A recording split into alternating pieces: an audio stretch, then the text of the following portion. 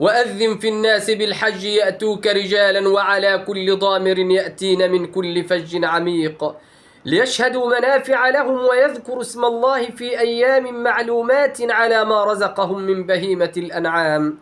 ذكرنا فيما سبق الركن الأول من أركان الحج وهو الإحرام، وعرفنا الإحرام وقلنا هو النية مع التلبية: لبيك اللهم لبيك، لبيك لا شريك لك لبيك، إن الحمد والنعمة لك والملك لا شريك لك لبيك.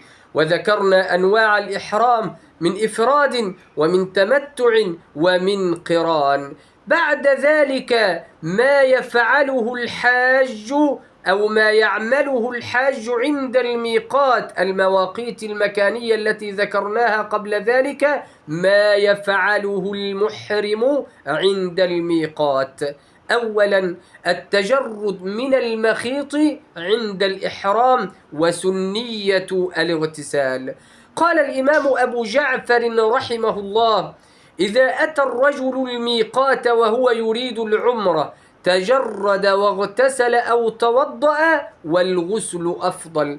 أما التجرد فلما روي عن النبي صلى الله عليه وسلم من النهي عن لبس القميص والسراويل والعمامة ونحوها في الإحرام، فقلنا على هذا محظور عليه لبس ما يشتمل على المخيط.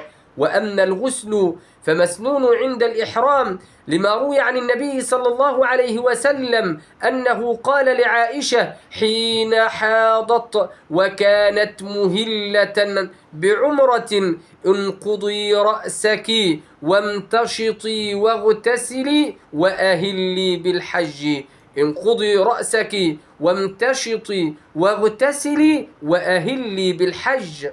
وقد أخرج الإمام مسلم في صحيحه عن القاسم عن عائشة قالت: نفست أسماء بنت عميس بمحمد بن أبي بكر بالشجرة، فأمر رسول الله صلى الله عليه وسلم أبا بكر أن تغتسل وتهل.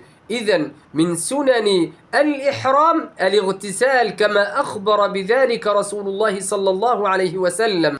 ثم بعد ذلك لبس الإزار والرداء ومس الطيب، ويمس من طيب إن شاء، ولا يضره بقاء الطيب عليه بعد الإحرام عند أبي حنيفة وأبي يوسف، وذلك لما روي عن عائشة أم المؤمنين رضي الله عنها قالت: طيبت رسول الله صلى الله عليه وسلم للإحرام حين أحرم، وقالت: كأني أنظر إلى وبيص الطيب في مفارق رسول الله صلى الله عليه وسلم.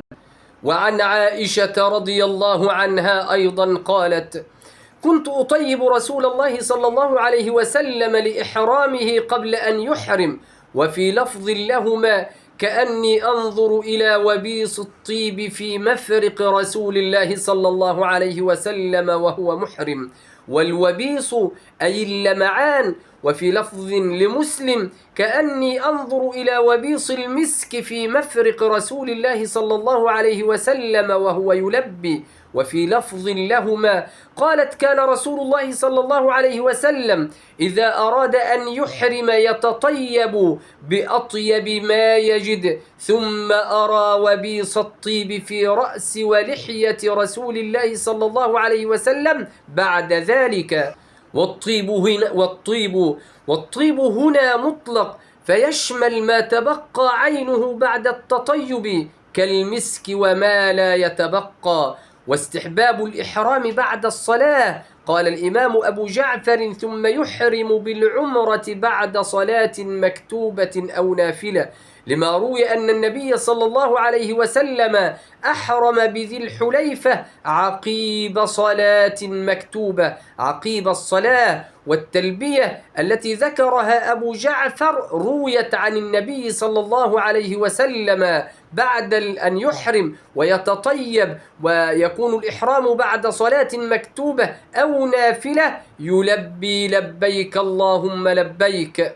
والركعتين على وجه السنية بعد اللبس والتطيب لأنه عليه السلام صلاهما كما في الصحيحين أنه صلى الله عليه وسلم صلى بذي الحليفة ركعتين ثم أحرم. وعن ابن عمر رضي الله عنهما أنه كان يأتي مسجد ذي الحليفة فيصلي ركعتين ثم يركب، فإذا استوت به راحلته قائمة أحرم ثم يقول: هكذا رأيت رسول الله صلى الله عليه وسلم يفعل. وفي حديث ابن عباس قال: خرج رسول الله صلى الله عليه وسلم حاجا، فلما صلى في مسجده بذي الحليفة ركعتيه أوجب في محله فأهل بالحج حين فرغ من ركعتيه.